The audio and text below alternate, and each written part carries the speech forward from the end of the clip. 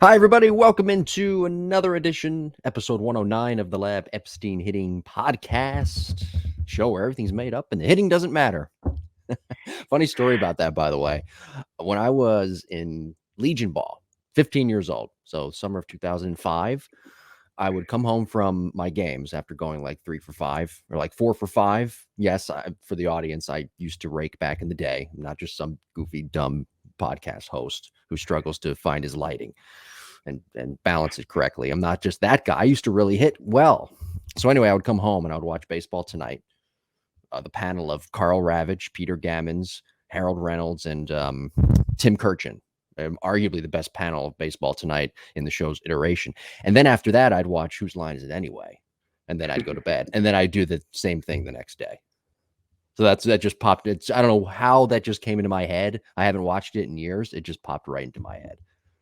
Seems like sometimes a nice routine. Sometimes that awkward silence in a podcast or a show can lead to gold, or in this case, whatever you want to call it. Professional evaluator, successful business owner, former coach, friend, and co-host, Jake Epstein. Hi. Here to be here. Happy to be here. Another story now. I'm getting off into all these stories. I had a gal call me earlier in the week. I pick up the phone. I go, hello. And she goes, hi. Right. That's it. Nothing else. Just hi. And you're married. You know what it's like, and the woman just says hi, Yeah. No. How you doing, Jim? No. Hey, how's work? No. What do you think of the Juan Soto trade? Have you placed any good bets this week? Nothing. Just simply hi. So that's why I did that hi right there. An homage to CR. Happy birthday, by the way. Thank you. Yeah. I expected you to be a lot more pepper today. Did you think I should have balloons behind me or something? No, I didn't. I don't see any balloons. I see the same nice brick background that I see every week. Although you change that picture in the background, and this is a visual, so you have to subscribe to the YouTube page to get what we're talking about here. Looks like with catcher or umpire or something. No, that's the same one. It's like a Norman Rockwell. There it is. Oh, there it is. Okay. Weather delay thing from the New York Post, New York Times, something like that. So no, that's the same one. Well, happy birthday. How was everybody's weekend? Weekend? Mine was good. Thank you for asking. Yeah. My dog yesterday decided to throw herself a little mud party. So I had to spend a big chunk of my Saturday morning cleaning up that mess. But other than that, my weekend's been fantastic. And I'm ready to talk some hitting and some baseball. Yeah, let's do it. All right. You didn't tell me how your weekend went, though. I mean, it's your birthday. It was good. Celebrating. I mean, my goodness. We have a lot of birthdays in my house this week. My two dogs have birthdays. August 4th, I believe, and then August 6th, and then I'm August 7th. So it's me and the dogs week. You and I are both Leos, by the way. I just realized, in case anybody is into that. Yes, we are. Both Leos. Two Leos hosting a podcast. Yeah, that could be. We could change the name. What? To Leos? Leos Talking Hitting. Leos Talking Hitting. Very good. Well, subscribe. Well, maybe we'll do that down the line. But for now, subscribe to the Lab Epstein Hitting Podcast page on YouTube, the Lab Epstein Hitting Podcast YouTube page, and subscribe and leave a review on Apple, Google, and Spotify. And if you haven't done so already, it's not my problem. At this point, we've banged out 108 of these. And if you haven't done so already, it really is not my issue. As my father used to tell me, I can lead you to the water, but you as the horse, you need to drink. That's right. He never used that saying with my sister. She figured it out. Well, also, I don't think he wanted to call her a horse. So he used that to save that saying for me. Okay. So subscribe to the show. Next week, we're doing a mechanical breakdown, episode 110. A mechanical breakdown. I think it's volume 35. I don't know. Bogarts was a few weeks ago, volume 34. Check that out. But volume 35 next week will be another gold edition. We've done a gold edition. We did Barry Bonds on episode 100, marked our milestone, episode 100 of our podcast. Next week, though, we're breaking down the swing of Tony Gwynn. And it's funny because I was talking about Tony Gwynn towards the end of my other podcast, recording yesterday with Cassidy Riley Boscia. Cross functionality, by the way, Wednesdays, 9 a.m., Apple, Google, Spotify, Apple Music, and Softball Strength Academy YouTube page, where we discussed him a little bit and talked about how, and you and I have actually talked about this way back when we first started doing this show about Tony Gwynn and just older ball players from the 90s and 80s and, of course, early 2000s. Greg Maddux, for example, he could have thrown a lot harder, didn't, because his skill set was the movement of the baseball and spotting his pitches up to near perfection. And Tony Gwynn, he was kind of inverted as a hitter, where he could have hit for more power, but he decided, you know what, I'm going to utilize my skill set, which is bat to ball skills. That was his number one skill, and go gap to gap and just be that type of hitter. I don't need to hit for power to have success. Yeah, you do what you're good at. Yeah, and he could have done anything. It was like Ichiro. Right. You know, people, I never got to see Ichiro hit like in BP, but they said he probably would have won the home run derby contest if he entered it, because he had the bat to ball skills, and then he could adjust his bat to hit the ball higher. So one of the things he used to do is try to hit the numbers on the wall of the outfield during batting practice on a fly. Like, that was fun for him. So yeah, you kind of figure out what you're best at. You know, if your misses end up being hits, then you should probably be more of a line drive gap hitter.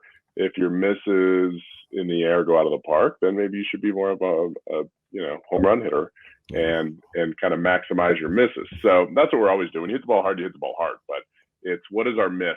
You know, and I know we'll talk about that today with some of the hitters that we're going to discuss. But it's kind of the big thing when you're determining what kind of hitter you should be. Right.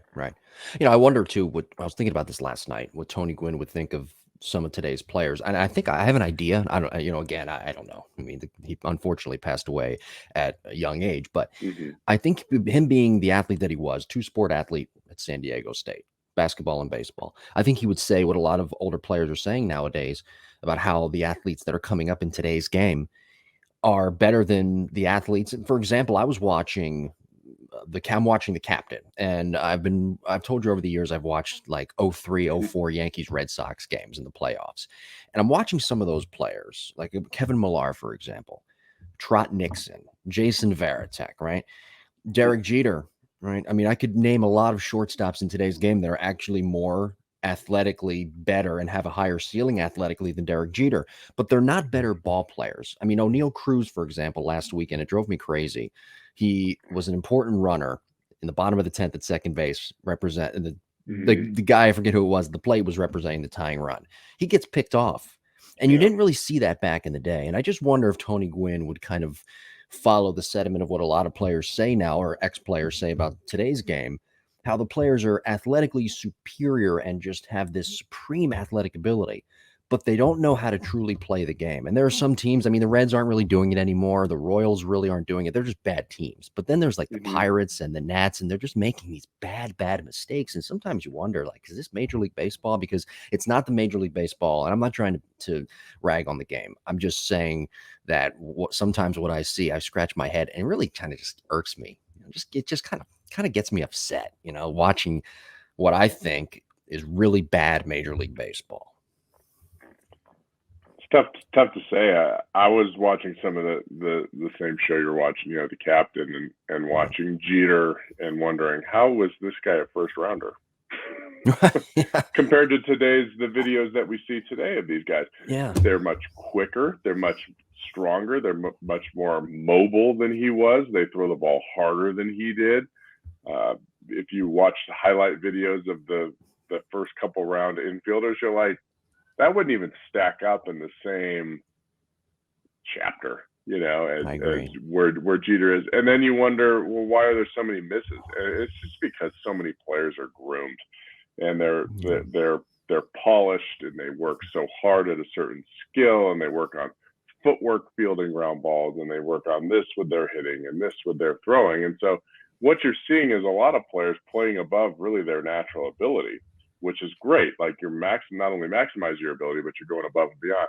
But you also get a lot of false hopes in there as well, because you have players that just are strong and fast and move pretty well, but they don't have the skill set, the eye-hand coordination, the quick reaction time, the database of knowledge to play the game. And so I think it makes it much more difficult on scouts. much more difficult on college coaches because they go to these events and these showcases and kids are just, they're so prepared for it. It's not like you're going, I mean, all the stuff on Jeter, they went to high school games and they watched him play in a high school game against players that were terrible. And it's like, well, of course he stands out a lot, but my goodness, like that competition's terrible. And they knew, okay, he's the guy we want, you know, whatever it was that sparked their interest. So it's a totally different game now when it comes to recruiting and scouting than it was, you know, 15 years ago, which is kind of cool to see, you know, how it's evolved. But Gwen would probably, you know, players were just athletes. They did play multiple sports and they were good at it. And baseball players are kind of good at everything, maybe great at one thing. You know, a baseball player can play tennis, they can play squash, they can golf, you know, they could play basketball, like in football. I was training a kid and he's like, yeah, we did like an intramural basketball team with our baseball team in the fall and we beat the crud out of everybody. Yeah. And it's like, we're baseball players. We haven't played basketball since high school, but most of them did have some kind of game. But if you were to take a basketball player and have them try to hit a baseball, like that doesn't work. If you take a hockey player and you try to have them hit a baseball, it probably doesn't work. If you have a tennis player, you might have a chance. If you have a football player, you have no chance. So, you know, it's just a funny, you know, athletes are athletes, but, you know, having eye-hand coordination skills and depth perception and feel for the game is just something that is, some of it's God-given, but it's just learned. It's watching the game. It's playing the game. And that's why actually college players that, you know, come out into the draft, they're so much well prepared. They're so well prepared typically. You know, running the bases, you know, making cuts, relays and cutoffs, trailers, knowing situations. I can't make an out at third base here. You know, you're in the box, like you're leading off an inning. You know, in the back of your head, I'm not going to stretch 2 into 3 right here. I'm not going to make the first out at third. So little things like that are so very important. And you're seeing a lot of guys rush to the big leagues that were, you know, maybe in the minor leagues for just a little bit. And maybe the minor league coaching isn't as tedious as it is in college. You know, college coaches have a lot more time with those kind of fundamental things. You know, typically in spring training is the only time you have for bunt coverages, you know, individual defense time. You know, and in college you do it every single day. You know, you made a couple of great points there. I think, first of all, with Jeter, the reason that and you're right about Jeter, he just, I hate, he's a great, he was a great player, but he doesn't stack up, I don't think, athletically like a guy like O'Neal Cruz, you know, the person who got me upset. I tweeted it out last weekend, by the way.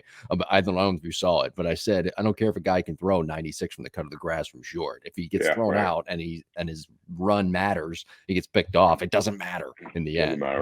You know, but I do agree, and that's always been kind of like my quote unquote draft strategy for teams. I've always said, you know, take the college hitter before the high school hitter, take the high school pitcher before the college pitcher. It's to me, I don't know, and build out from there. Because like you mentioned, the college hitter, the college athlete, the college baseball player, he understands things and is physically and mentally more mature. And you don't have to really worry and be as tedious with the fundamentals as you would be with an 18-year-old, 17, 18-year-old high school kid. Yeah. I mean, the good thing is the high school kid has time. Right. You know, has time to learn that, has time to put the weight on. And so it's, you know, who do you trust more? Mm-hmm. And then taking high school kids for pitchers, sometimes that's risky. It is, yeah. Because you have the 6-year UCL deal, so it's pretty much like, okay, if they had any arm problems, no, they're probably going to have a UCL. They throw 96, so they're going to have a UCL blowout at some point. Is it going to be when they're 20? Okay, that would be okay. Then at 21, we have from 21 to 27 with a fresh elbow. Right. I mean, it's just the best. You know, when they're trying to complicate, or not complicate, but figure out when that pitcher is going to be their best and if they're going to get hurt or not. And there's so many, just like what I do on the hitting side, there's people that do very similar things. Risk assessment on the pitching side, obviously that risk assessment is more injury driven, you know, than the hitting side, but there's definitely a model for that as well. Wow. Anyway, so by the way, I just want to say one more thing. When I proposed my trade as the Phillies GM to the Nationals for Juan Soto, I wasn't too far off. I was one player off. I proposed, I said Schwarber and Vierling and 2 starting pitchers in the minors for Soto. Throw in, and the reason I didn't put in Logan O'Hoppe was I thought they really liked him and I didn't think they would trade him. They ended up trading him anyway to the Angels for Brandon Marsh, but I would have thrown in Logan O'Hoppe too. I would have matched up. I don't understand this sentiment in baseball about how general managers don't want to. I understand they don't want to trade with certain GMs, but they don't want to trade with teams in your division. When you go to a balanced schedule next year, it's not going to matter.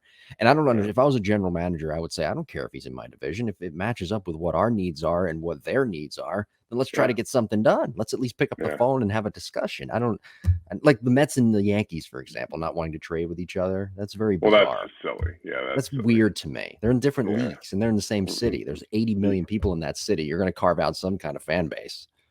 I know.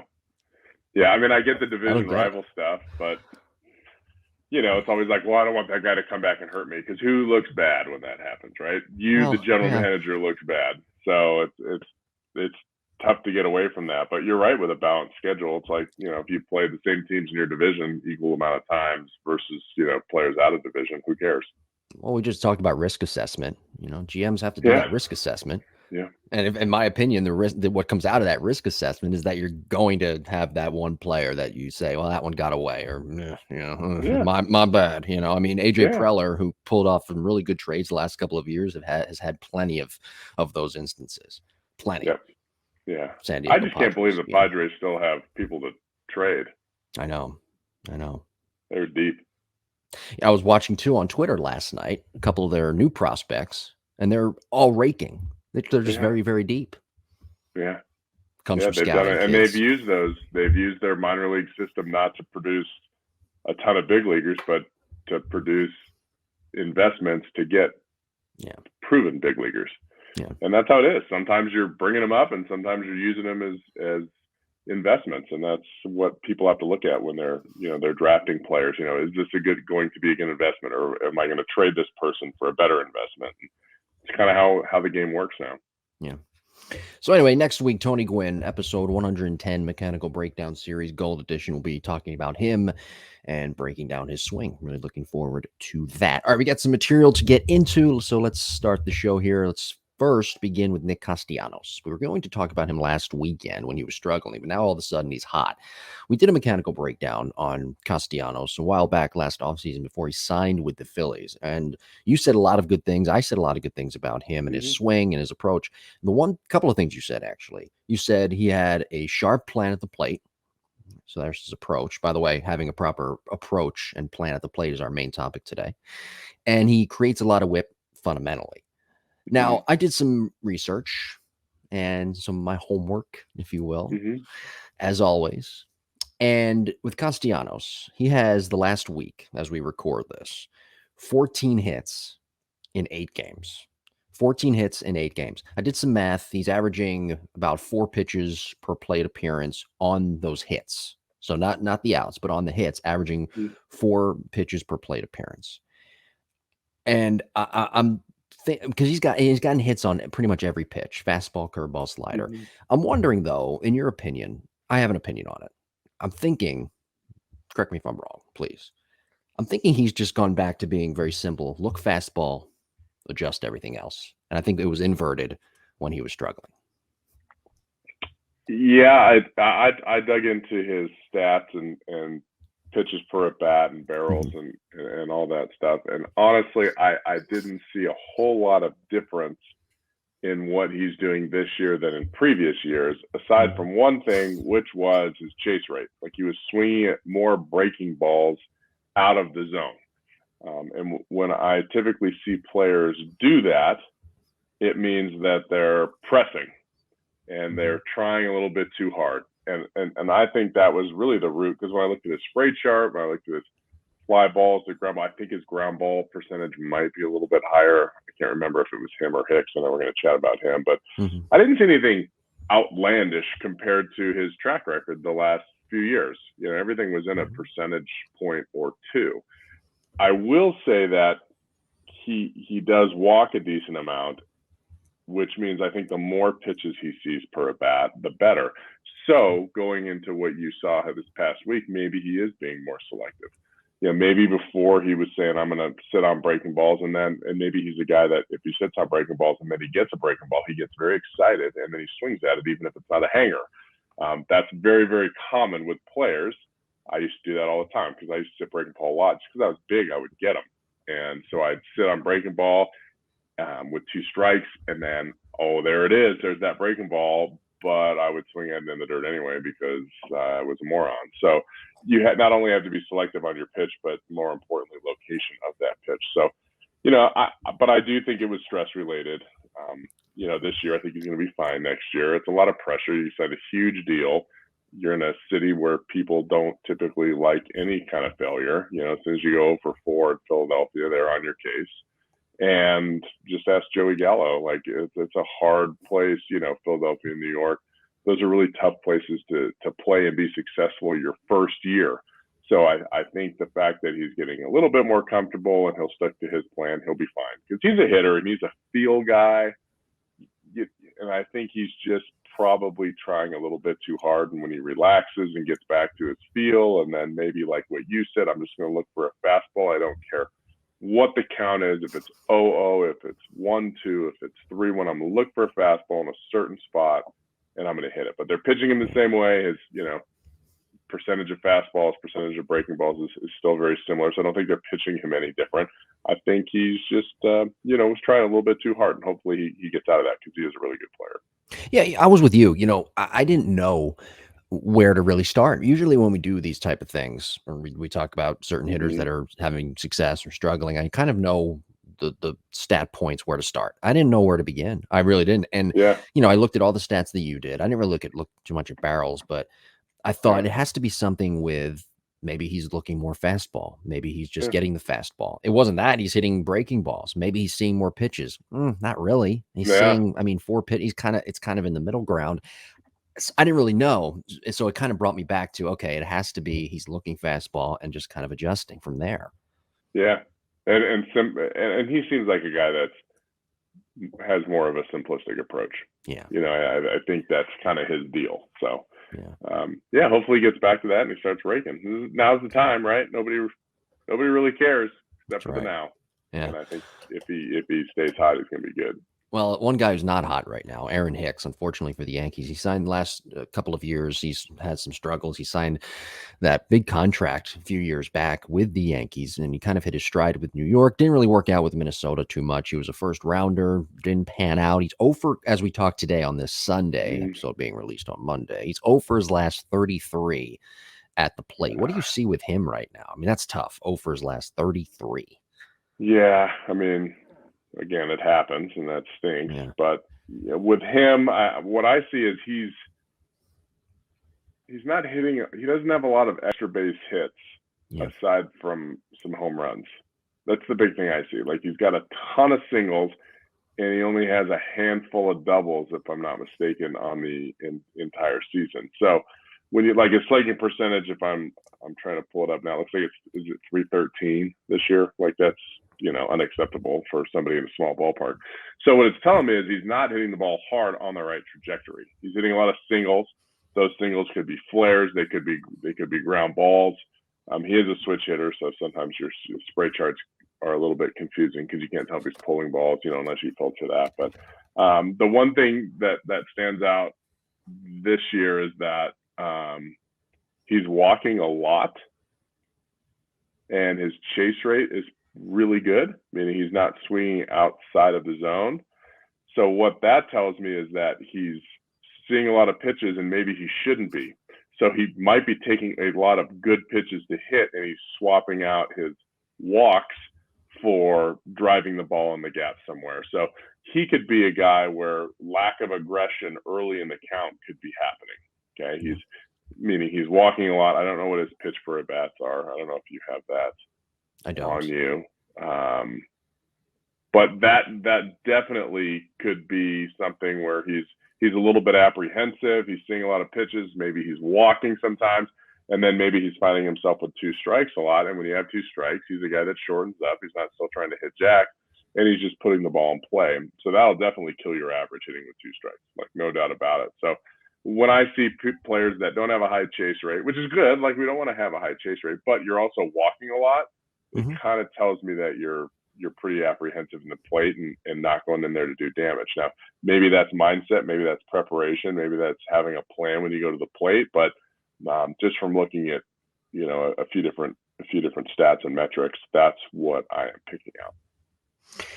All right, well, good stuff there. Thank you very much for that. Email the show, jimbopodcast21@gmail.com. We do have a listener question we'll get to towards the end of the program. Let's get into our main topic today, episode 109, having a proper plan and an approach. Follow us on social media at Jim Tara and at Epstein Hitting as well on both Twitter and Instagram. Now, your father wrote in his book, The Mental Approach. I'm sorry. I forget. Mental Side of Hitting.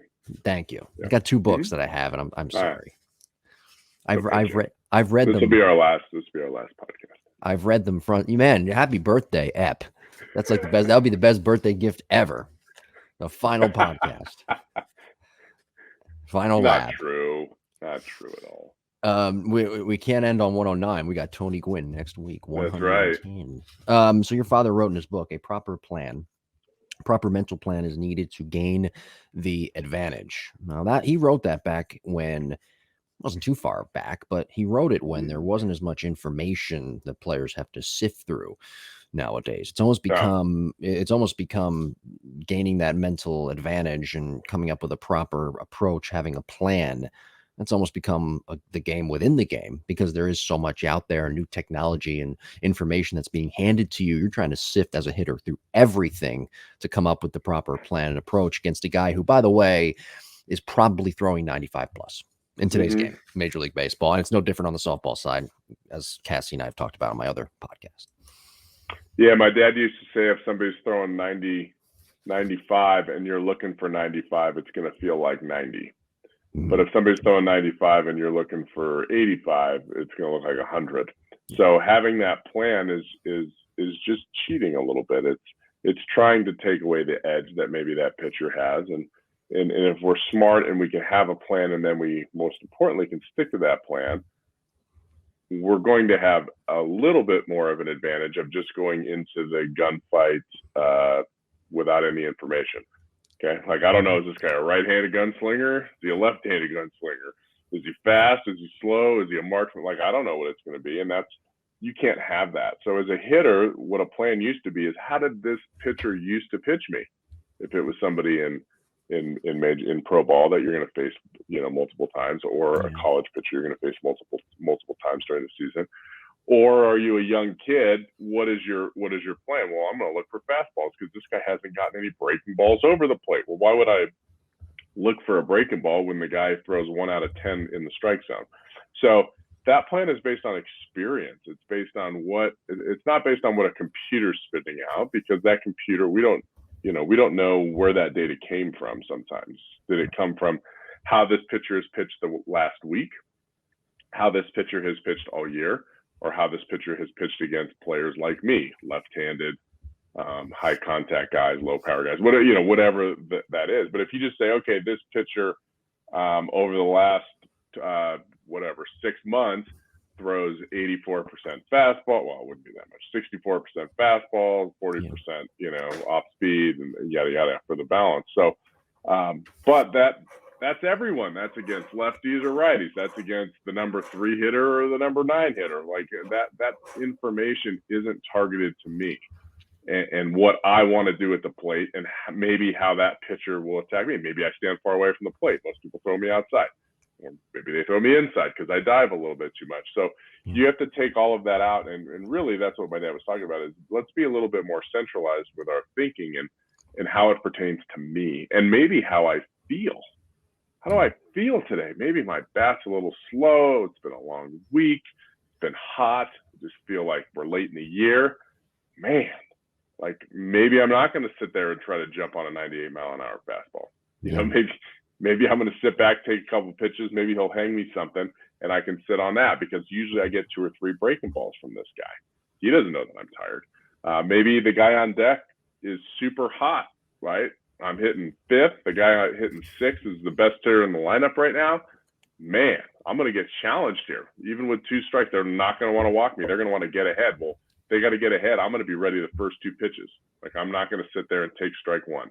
I'm ready to go. So, again, that plan is constantly morphing. But, the key is don't just look at a percentage plan and say, oh, this guy throws this much. So 2 out of 3 pitches, I might see a fastball.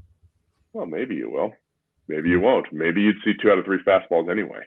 But sometimes we get stuck in these huge, deep charts of information, and then all of a sudden the analysis via paralysis, or the paralysis via, overanalyzing. Good Lord, happy birthday. See what happens? You get a year older, you can't talk anymore. But analysis by paralysis is what I was thinking of. No, paralysis. Can we edit this, Jim? We're at the 30-minute, 22-second mark. Paralysis by analysis. Good Lord. There we go. Meaning we're thinking too much and then we can't pull the trigger. We have to be very, very kind of like that right there. You were thinking too much and just couldn't. There it was in living color. Absolutely. Yeah. Now, okay, let me ask you this. And this question stretches across softball, baseball, amateur, college, and pro. Okay, because there is pro softball leagues. Shomo plays in a pro softball league. That's right. Former guest co-host. Pretty cool. I've been watching some of it. Have you? Yeah, I haven't. Unlimited stuff. Yeah, I haven't got a chance to tune in. Yeah. But this next question does indeed touch all of those points. When a reliever comes in, I was watching the Yankees and the Cardinals the other night, and here comes Jordan Hicks out of the bullpen, throwing 108, average 101, right? Pretty nasty hook. Crazy. Yeah, right. Crazy yep. What he, and that's a guy, by the way, who scares you a little bit. Like, oh my God, like that's when you do your risk analysis and say, oh, good. You cross your fingers. Helsley's the same way. But relievers, when they come in, softball, baseball, doesn't matter. You have to sift through a lot of information. You have to do it in a very quick amount of time. You have to be very sufficient with your time in getting to know who's coming in, who you're facing. How do you go sifting through all that information on a reliever who's just coming into the game where you didn't have as much time to prepare as you did with the starter? Yeah, you still prepare. You know kind of who's going to be first guy out of the pen, second guy out of the pen, third guy out of the pen. So in the back of your mind, you know who's coming in. And as coaches, you've prepared for those main guys that they run out of the bullpen all the time. Now, if you get a straggler because you're up by 10 or down by 10 or less than that, and then you get different people and you don't know who they are. There's usually just a quick note of, hey, this guy's best pitch is a blank. He likes to throw fastballs up in the zone. Okay, something basic like that. If you don't have a lot of info on it, but for the most part, you know who's coming in. Like you know if it's a close game in the 6th inning, you're going to face pitcher X, and then Y and then Z. So. You can look at a chart and maybe have a conversation with your hitting coach. Hey, remember the last time, yada, yada, yada, he challenged you with fastballs. But honestly, if they're throwing that hard, you pick out one pitch and don't miss it. If you're looking for a fastball at 100 miles an hour, you're cheating at your bat head out in front, and he throws a hammer out of that same freaking tunnel, you're going to swing and miss and look bad. Oh, well, strike one. Right? Let's see what happens on the next pitch. Yeah, no, I mean, you can't prepare for 100 miles an hour and then adjust to a breaking ball. So where do you start then? If you did hit the breaking ball, you would have missed the fastball. Like so you would have been blown away. Where do you start then when a reliever comes in? Where are the starting points, and then just work out from there and creating a quick approach rather than just kind of looking at the iPad and saying, okay, I got it now. We're good. Yeah, no, I mean, somebody's throwing that hard. They're usually, if somebody throws that hard, like Kumar Rocker when he was really good, yeah, and he might be really good again, but when he was healthy and good and he was throwing 95, 96, but his breaking ball, he threw like almost 50% curveballs and 50% fastballs. Like it was, you really couldn't sit one or the other successfully. You just had to pick one out and not miss it. Yeah. So when you have guys that, if somebody's throwing that hard, when Rocker all of a sudden started throwing 90, 91, well, then, of course, you could kind of sit on that breaking ball and still get to a fastball. But when you're throwing, what Jordan Hicks is doing, it's good luck with that. So what are you doing? You're saying, I'm going to get that fastball early in the count, and meaning if he's throwing strikes that day, I'm going to get that fastball early in the count. I'm not going to miss it. I'm going to look for a fastball the first 2 pitches. Hopefully he gives me one that I can get, and then we'll figure out what the rest of the count holds. And hopefully I can lay off spin. Hopefully I see spin that looks different than a fastball, and I can abort the swing. If you can do that because you have great eyes and great reflexes, then you can be successful in this game. Okay, but if you are just up there, swinging, thinking fastball, fastball, fastball, and you don't notice, you cheat so much that you can't take a pitch. I'm not saying react to a breaking ball and hit it well. Yeah. I'm saying react to a breaking ball and take it because it may not be on the plate.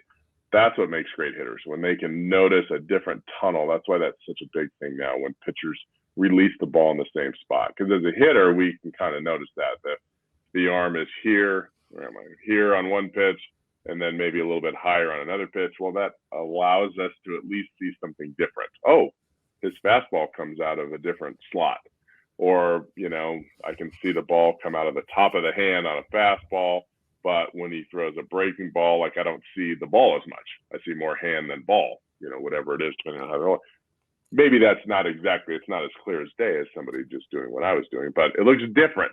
Okay, the fastball looks white. It looks more white because I'm seeing the ball, where it looks like a shadow when he's throwing a breaking ball because I'm seeing less ball, something like that. And then players have that database of information, and then, I'll take that pitch because it wasn't as bright as the fastball that I was looking for. So when does it start? When does time of day, when does it really begin? You are, as a hitter, planning your approach for that day's game and getting things ready in your head. Does it start when you arrive, looking at film, looking at metrics, into the cage? When does the whole process begin, or when should it begin? Sometimes it starts the night before when you're laying in bed, and you can sit there and visualize the pitcher that you're facing, because the pitcher. We're talking about, like I said, the college and big league level. The pitcher. Yeah. I mean, maybe in high school the pitcher too, but at the higher level, you're laying in bed and you're visualizing your last few at bats against that pitcher, right? Or maybe it's not before bed. I mean, you could just relax and kind of zen out a little bit in the morning when you get to the ballpark. Some places they have quiet rooms. You can kind of lay down and there's no noise. It's soundproof and it's dark, and you can just sit there and kind of visualize what you want to do. Sometimes you're just visualizing your swing. There's great muscle memory in that. Where do you close? Can you close your eyes and put your body in different positions? Well, that's almost like muscle memory. It's almost like doing that. Getting to a good position with your hands in the right spot. I can do that in my brain, and my body is going to absorb that. So sometimes it's the night before. Usually it's when you get to the ballpark and, okay, we know who we're facing. Let me pull up my last 10 at-bats against this player. Okay, this is how he pitched me, and I won. Because you know what that other player's doing? He's doing the same thing. How did I pitch against this guy, and what worked and what didn't? And then, right, so it's the whole chess game. So, you're trying to figure out, okay, well, this is how he pitched me last time, and he got me. I was 1 for 5 or 0 for 4 or whatever it was. He's probably going to stay with that same thing, and I'm going to look for it. If I beat him, then I may stick with that same plan, but then I'm going to use my first at bat as a test. Whoa, that was different. Like before, he challenged me with fastballs the first 2 or 3 pitches. Now he started me off with 2 breaking balls. Okay, well, he's definitely adjusted his plan. Maybe he's going to go slow early and then ride fastballs late in the count. So, just so much information to filter through, and what you try to do is simplify it and be prepared when you get to the game. Not break it up too much into different percentages, but how did he face me? How does that player attack me? Yeah.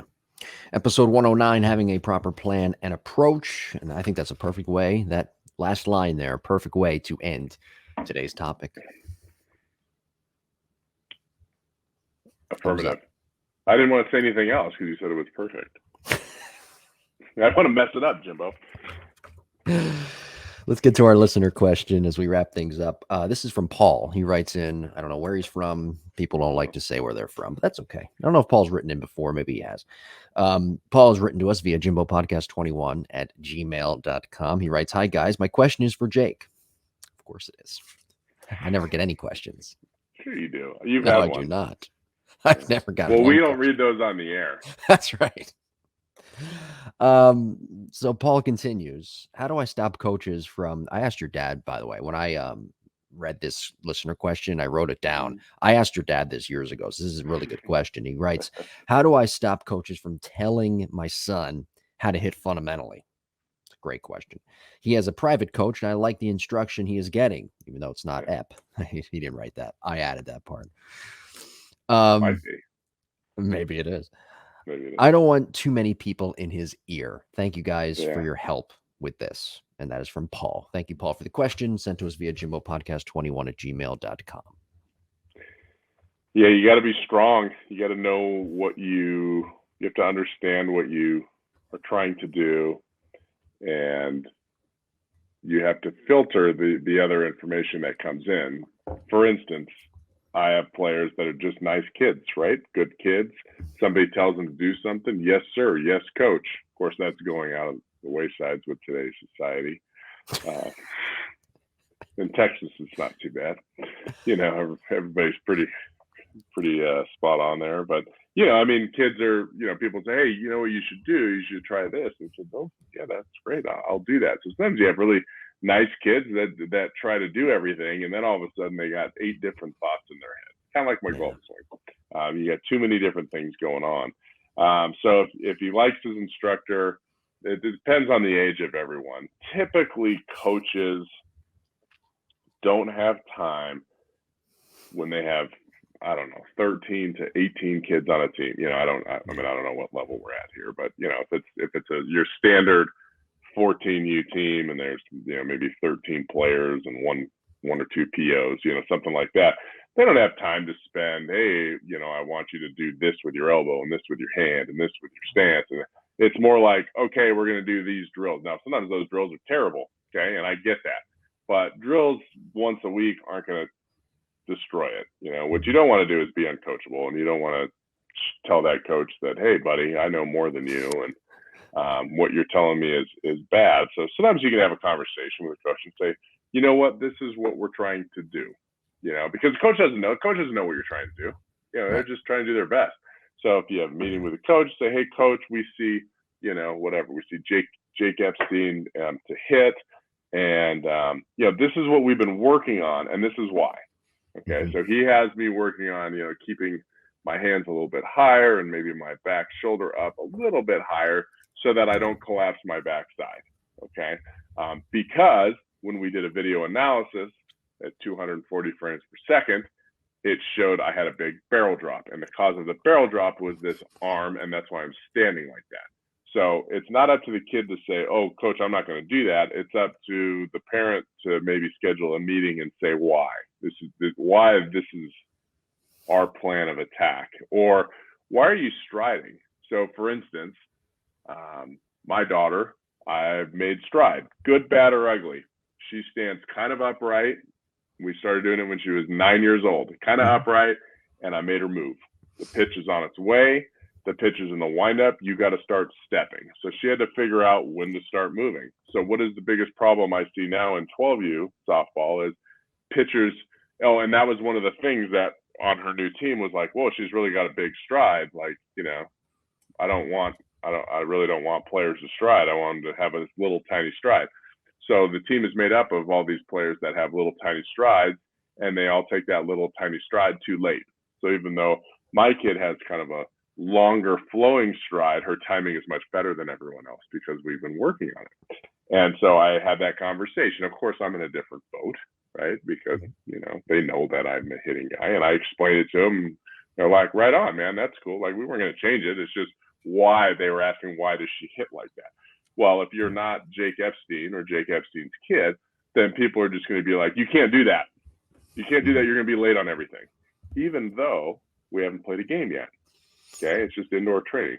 Yeah. And so maybe have that conversation. And this is why, coach, we're working on this. This is why we're taking a step. This is why I have an open stance. Okay, well, I don't like an open stance. Well, the reason we have an open stance is it makes it easier to step in towards the plate. Because what typically happens is if I have a closed stance, I usually step in the bucket. Oh, yeah. Okay, then we'll make that. So that's one way to do it. The other way, for the most part, when I have college guys or pro guys, well, not really, those guys are usually pretty spot on now. Today's coaching is so much different than it was 15 years ago. But sure. Okay, coach, I'll work on it. That was kind of the big thing. hey, man, I want you to work on swinging up more and turning the barrel behind you, or whatever it is. Or I want you to think about swinging down more. I want you to chop more. Okay, coach, I'll work on it, and just go out and do your stuff. But if you try to do too many different things, you're going to be off. And that's the big thing. So trust what you believe in, what works for you. That's why I use so much video, because it's like, well, this is why this works, or this is why this doesn't work. There's proof. We're not just guessing. Oh, you hit a ground ball there, you must have swung down too much. Well, I don't know about that. Maybe that's not why you hit a ground ball there. Let's look at the video of the swing and see, why did the ball go in the ground? Well, you swung up at 18 degrees and you hit the top of the ball. Oh, so I don't need to swing up more. No, swinging up more is not going to make you hit that ball in the air. Okay, we got to hit through it a little bit more. So, again, good question. I don't mean to go on a rant on this, but usually if you come armed with, hey, this is why we're doing it. Hey, coach, we're gonna, I know, you've mentioned to Johnny that you don't want him to stride or finish with a high follow through. But typically you're in a coach setting. Coach is like, hey, finish high. Right. Hey, swing up more, swing down more. Hey, let's go to the opposite field. Drills, like sometimes there's bad drills, but sometimes drills are good. Like, let's try this rhythmic drill, right? A crossover drill or a high leg kick drill or whatever. So those aren't going to mess up the core of your swings, what you've been working on. Right. So I wouldn't worry as much about it. I mean, unless you had a coach that takes you aside and says, look, I need you to do this. And then if you don't do that, you're not going to play. Then I would probably have a conversation. But if it's just, hey, I don't want you to stride anymore. I shouldn't say that. Or, I want you to finish higher. Nobody's going to see the difference. But if they're like, hey, you're not allowed to stride anymore. Okay, now we have a conversation with somebody. I like the advice your father gave me many years ago. He said, just say yes, try to do what they say, and then later on ignore it and forget all about it. Which and get ahead. Usually you just say, okay, and go ahead. Yeah, you got it. Hey, thanks, coach. Yeah. And then you get a base hit, and they say, see, it works, Johnny. Yeah. Thanks, coach. And you're like, all right, that was awesome. I can't wait to be a parent and have to deal with this. I'm just gonna. I'll cut it off right there. Oh, hey, chief. Yeah, but always know that coaches aren't trying to mess you up. Like they're not out there to try to give you any bad information. It's just what they think would work better for you, but they may not know you as well as your hitting coach or as well as your mom or dad. So they're not coming at it trying to mess you up and make you do bad. They just, in their mind, they think that's the right thing to do. So you just have to sometimes you have to have a conversation, a civil conversation, and kind of explain. Now, if you're just coming at it like, this is why we're doing it, you don't have anything to back it up. But what most of my players do with the here comes the plug, by the way, Jim. Is it good time? Yeah, go right into it. Natural segue. I probably have 10% of my online academy players, which is the Epstein Online Academy, founded EpsteinHitting.com. But no, where they'll contact me because I can add coaches to it. So I set up the account with the player and the parent, and then every time I do an analysis for the player, it gets shared with the parent so the parent can see it. And then every time I share a drill with the player, the parent can see it. Well, now all of a sudden I'm starting to get people say, hey, can you, my coach wants to see what we're working on. Can you share it with them? So absolutely. So now I'm the hitting coach in conjunction with the kid, the parent, and the coach. And then we're all kind of working together on creating a plan for that player. That's pretty awesome when you can do that kind of stuff, because then the coach starts asking questions. Okay, well, what is the purpose of this? And then you explain it, and they're like, oh, that totally makes sense, because he or she normally does this, that, and the other. When they're hitting, they're under pitches that are over pitches or whatnot. So communication is key, with coaches of all levels, and hopefully you have one that you can have an open conversation with. You have a plug for the lab as well? BCS? 2 plugs in one day? Yes, the lab BCS. So school starts next week. Boom, boom, boom, boom. So school starts. We're back to our fall-winter schedule, non-summer schedule in the afternoons. I will be there in September doing a large assessment on Saturday. What is the date I'm doing that? I'm so bad. And while you're looking, I just want to let everybody know that if you are outside the Texas area, you can't make it to the Lab BCS, you can always sign up for the Epstein Online Hitting Academy and go that route as well. You betcha. Talk to Jake digitally, as I do every single week. And with voice, yeah. I mean, we talked through it. Anyway, it's the 10th, September 10th. We're doing it at the lab. We're gonna strap. We can only take probably 30 players. That's probably all we have time for. It's a very time-consuming assessment, but we'll be testing everybody's. It's kind of like your perfect game assessment. If you went to a perfect game showcase, only this one is instead of $900, it's like $100. Okay, because we're taking care of our customers. Yeah, but we're doing K-Vest reports for everybody to see how the functionality of the body's working to create energy. We're testing bat ball skills, spin rate for Rapsodo, like what kind of spin are we getting on most of the balls we're hitting. Blast motion, we're figuring out how fast your hands are, what your swing point is, are we swinging up or down, your time to contact, attack angles, vertical bat angles, that kind of stuff, in addition to the hit tracks where we're seeing how hard and how far you're hitting it. So we're going to do those along with, how strong are we? What is our, the amount of energy we have when we do our vertical jumps. We have like a really cool ground force system when you jump, which is awesome. And then grip strength. So all these things, all these tools we're going to have, boom, we create your assessment, and then we're going to reassess every quarter to see if players are moving in the right direction. If they're not, we have strength coaches, we have pitching coaches, we have hitting coaches. We're going to make you great. That's what we do. Yeah. All right. Let's see here if we got to everything. That was a long one. Oh, that's a good one, though. Promos. Oh, I got one. Or plug, whatever. Promo plug. I got a plug. Cross Functionality, my new podcast, Cassie Riley Boscia and I, every Wednesday, 9 a.m., former national champion at the University of Alabama, softball player. This week, Wednesday, you can watch the show, by the way, Softball Strength Academy YouTube page, like you do on the Lab Epstein Hitting Podcast YouTube page, watching this show. This week, we discuss Cassie's sophomore and junior year on the road to the national championship in 2012 before we get into any coaching. And we discuss in depth about the tornado that hit Tuscaloosa in the spring of 2011 and pretty much put a pause right in the middle of the season. It was a great discussion. We discussed that on this week's episode. So subscribe, leave a review, Apple, Google, Spotify, Amazon Music, Softball Strength Academy YouTube page, Cross Functionality, Jim and Cassie every Wednesday at 9 a.m. That's a lot. You need some water, Jim. Happy birthday. I drink enough water as it is. That's right, you do.